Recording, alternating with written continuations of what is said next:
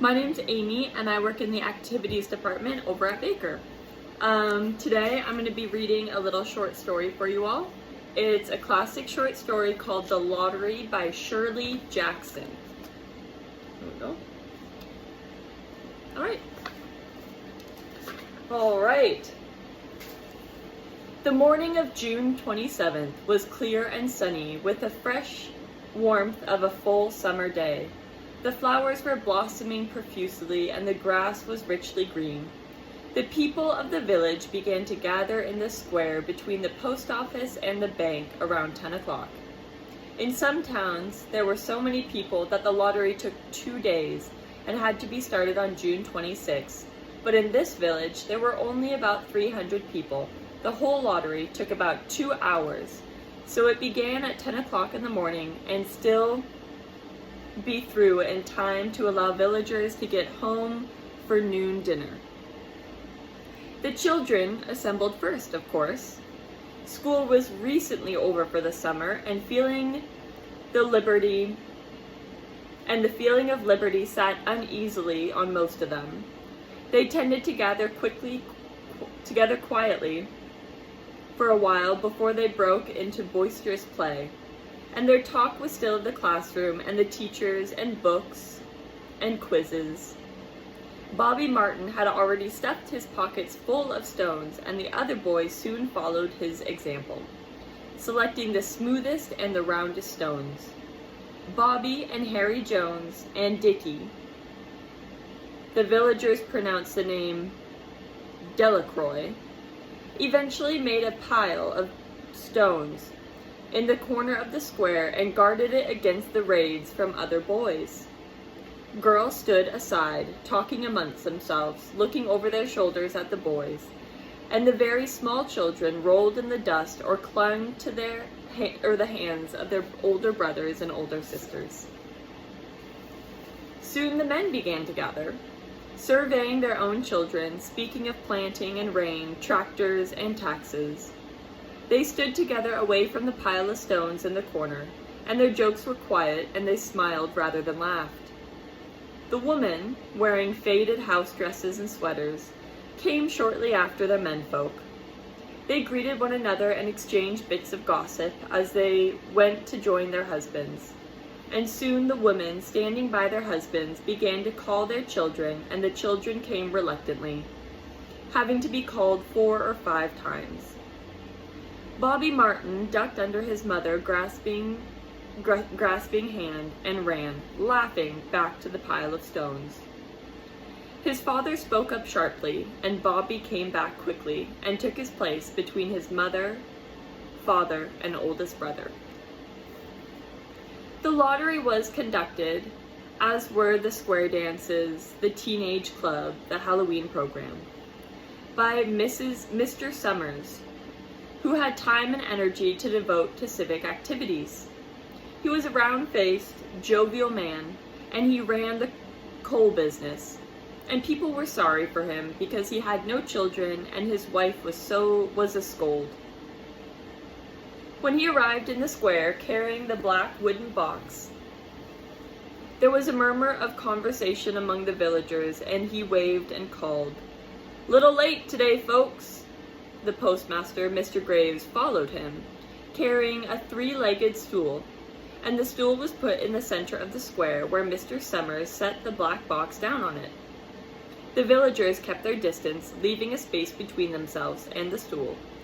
And when Mr. Summers said, "Some of you fellows want to give me a hand," there was a hesitation before 2 men, Mr. Martin and his oldest son, Baxter, came forward to hold the box steady on the stool while Mr. Summers stirred up the papers inside of it.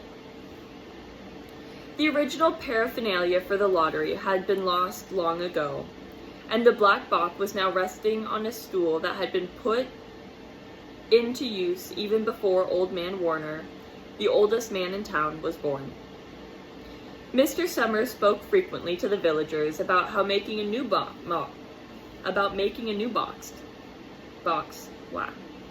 But no one liked to upset even as much tradition as was represented by the little black box. There was a story that the present box had been made with some pieces from the old box that preceded it, the one that had been constructed when the first people settled down into the village. Every year after the lottery, Mr. Summers began talking about a new box again, but every year the subject was allowed to fade off without anything being done. The black box grew shabbier each year, and by now it was no longer completely black, but splintered badly along one side to show the original wood color, and in some places faded or stained.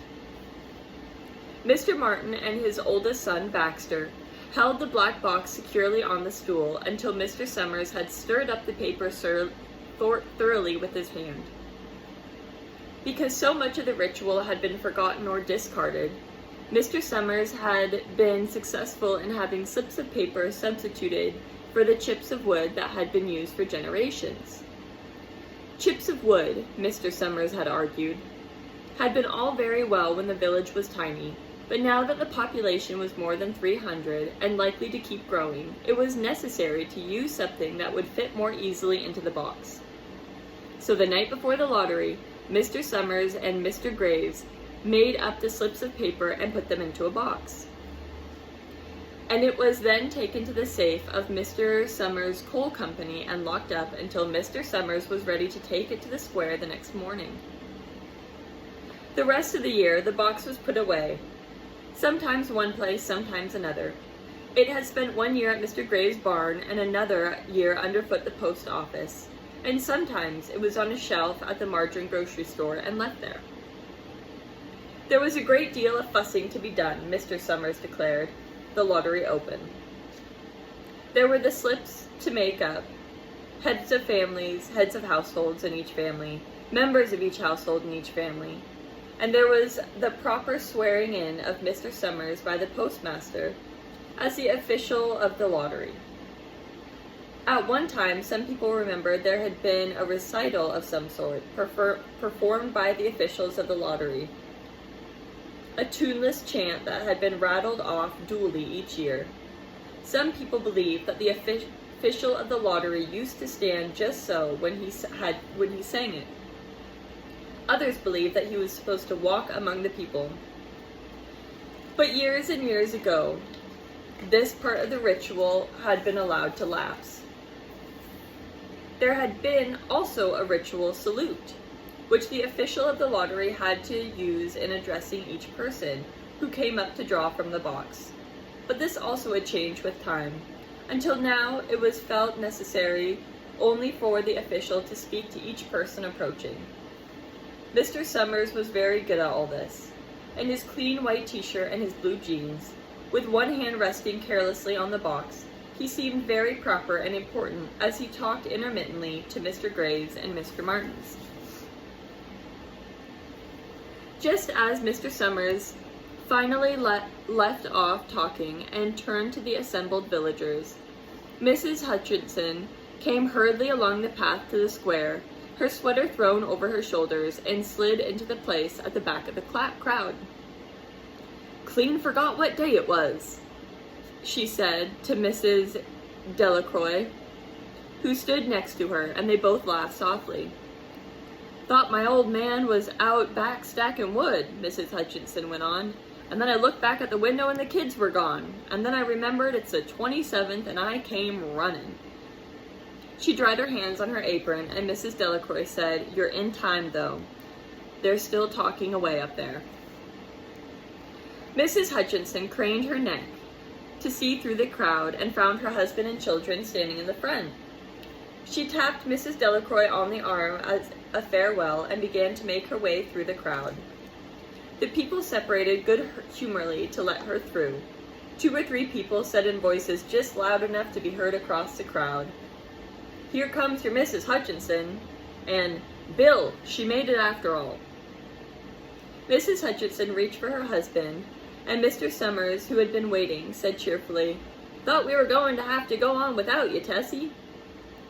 Mrs. Hutchinson said, grinning, "Wouldn't have me leaving my dishes in the sink, would you, Joe?" and soft laughter ran through the crowd as people stirred back into position for Mrs. Hutchinson's arrival. "Well now," Mr. Summers said soberly, "guess we better get started and get this over with so we can get back to work. Ain't anybody here? Anybody ain't here?" he asked. "Dunbar," several people said. "Dunbar, Dunbar." Mr. Summers consulted the list. "Clyde Dunbar," he said. "That's right. He broke his leg, hasn't he? Who's drawing for him?" he asked. "Me, I guess," a woman said. And Mr. Summers turned to look at her. "Wife draws for husband," Mr. Summers said. "Don't you have a grown boy to do it for you, Janie?" Although Mr. Summers and everyone else in the village knew the answer perfectly well, it was the business of the official of the lottery to ask such a question formally. Mr. Summers waited with an expression of polite interest while Mrs. Dunbar answered. "Horace isn't but 16 yet," Mrs. Dunbar said regretfully. "Guess I gotta fill in for the old man this year." "Right," Mr. Summers said. He made a note on the list he was holding, and then he asked, "Watson's boy drawing this year?" A tall boy in the crowd raised his hand. "Here," he said, "I'm drawing for my mother and me." He blinked his eyes nervously and ducked his head, and several voices in the crowd said a thing like, "Good fellow, Jack. Glad to see your mother's got a man to do it." "Well," Mr. Summers said, "guess that's everyone. Old man Warner make it?" he asked. "Here," a voice said, and Mr. Summers nodded. A sudden hush fell over the crowd as Mr. Summers cleared his throat and looked at the list. "Everybody ready?" he called. "Now, I'll read all the names, heads of families first, and the men come up here and take the paper out of the box. Keep the paper, fold it in your hand without looking at it until everyone has a turn. Is everything clear?" he asked. The people had done it so many times that they only half listened to the directions. Most of them were quiet, wetting their lips, not looking around. Then Mr. Summers raised his hands high and said, "Adams!" A man disengaged himself from the crowd and came forward. "Hi, Steve," Mr. Sumner said, and Mr. Adams said, "Hi, Joe." They grinned at one another humorlessly and nervously. Then Mr. Adams reached into the black box and took out a folded paper.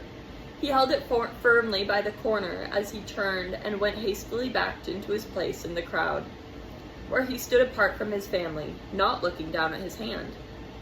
"Allen," Mr. Summers said. "Anderson. Bentham. Seems like no time at all between lotteries anymore," Mrs. Delacroix said to Mrs. Graves in the back row. "Seems like we've got one almost every week." "Time sure does go by fast," Mrs. Graves said. "Clark! Delacroix!" "There goes my old man," Delacroix said. She held her breath while her husband went forward. "Dunbar," Mr. Summers said, and Mrs. Summers went steadily to the box while one of the women said, "Go on, Janie. There she goes." "Where next?" Mrs. Graves said. She watched while Mr. Graves came around from the box, greeted Mr. Smith gravely, and selected a slip of paper from the box. By now, all through the crowd were men holding a small folded piece of paper in their large hands, turning it over and over nervously. Mrs. Dunbar and her two sons stood together, Mrs. Dunbar holding a slip of paper. "Harbert! Hutchinson! Get up there, Bill," Mrs. Hutchinson said, and the people near her laughed. "Jones!" They do say, Mr. Adams, said to the old man Warner who stood next to him, "that over in the North Village, they're talking about giving up their lottery." Old man Warner snorted. "Pack of crazy fools," he said, listening to the young folks. "Nothing's good enough for 'em ever. Nothing, you know. Next thing you know, they'll be wanting us to live in caves and nobody work anymore. Live that way for a while. Used to be saying about lottery in June, corn'll be heavy soon. First thing you know, we'll be eating stewed chickweed and acorns. There's always been a lottery. He added petulantly, bad enough to see Joe Summers up there joking with everybody. Some places have already quit the lottery, though, Mrs. Adams said. Nothing but trouble in that, Old Man Warner said. Pack of young fools. Martin! And Bobby Martin watched as his father go forward. Overdyke! Percy! I wish they'd hurry up, Miss Dunbar said to her oldest son. I wish that they would hurry. They're almost through, her son said. You get ready to tell Dad, Miss Dunbar said. Mr. Summers called his own name and then stepped forward precisely and selected a piece of paper from the box and called Warner. 77th year I've been in the lottery, Mr. Warren said as he went through the crowd. 77th time. Watson! The tall boy came awkwardly forward in the crowd. Don't be nervous, Jack, Mr. Summers said. Take your time, son. After that, there was a long pause, a breathless pause, until Mr. Summers, holding up his slip of paper in the air, said, All right, fellows, for a moment. All right, fellows, he started saying, and for a moment nobody moved, and then all the slips of paper were open. Suddenly, all the women began to speak at once, saying, Who is it? Who's got it? Is it the Dunbars? Is it the Watsons? And then the voices began to say, It's Hutchinson! It's Bill Hutchinson! He's got it! Go tell your father, Mrs. Dunbar said to her oldest son. People began to look around to see the Hutchinsons. Bill Hutchinson was standing quiet, staring down at the paper in his hand. Suddenly, Tessie Hutchinson shouted to Mr. Summons, You didn't give him enough time to take any paper he wanted. You saw it. That wasn't fair. Oh, be a good sport, Tessie, Mrs. Delacour called, and Mrs. Graves said, All of us took the same chance. Oh, shut up, Tessie, Bill Hutchinson said. Well, everyone, Mr. Summers said, that was done pretty fast, and now we've got to be hurrying a little more to get done in time. He consulted this last list. Bill, he said, you draw for the Hutchinson family. You got any other households in the Hutchinsons? There's Dawn and Ava, Mrs. Hutchinson yelled. Make them take their chance. Daughters draw with the husband's family, Tessie, Mr. Summers said gently. You know that better than anyone else. It wasn't fair, Tessie said. I guess not, Joe, Bill Hutchinson said regretfully. My daughter draws with her husband's family. That's only fair. And I've got no other family except the kids. Then as far as drawing for families is concerned, it's you, Mr. Summers said in explanation. And as far as drawing for households is concerned, that's you too, right? Right, said Bill Hutchinson. How many kids, Bill? Mr. Summers said formally. 3, Bill Hutchinson said. There's Bill Jr. and Nancy and little Dave and Tessie and me. All right then, Mr. Sumner said. Harry, you got their tickets back? Mr. Graves nodded and held up the slip of paper and put them in the box, and then Mr. Summers directed, Take Bill's and put it in. I think we ought to start over, Mr. Hutchinson said, as quietly as she could. I tell you it isn't fair. You didn't give him a chance to choose. Everybody saw that. Mr. Graves had selected 5 sheets of paper in the box, and he dropped all the paper in, but those onto the ground. There was a breeze that caught them and lifted them off. Listen, everybody, Hutchinson was saying to the people around her. Are you ready, Bill? Mr. Summers asked. And Bill Hutchinson, with one quick glance around to his wife and children, nodded. Remember, Mr. Summers said, take the slips and keep them folded until each person has taken one. Harry, you help Dave. Mr. Graves took the hand of the little boy who came willingly up to the box. "Take one paper out of the box, Davy," Mr. Summers said. Davy put his hand into the box and laughed. "Take just one paper," Mr. Summers said. "Harry, you hold it for him." Mr. Grave took the child's hand and removed the folded paper from his tight fist and held it while little Dave stood up next to him and looked at him wonderingly. "Nancy, you're next," Mr. Summers said.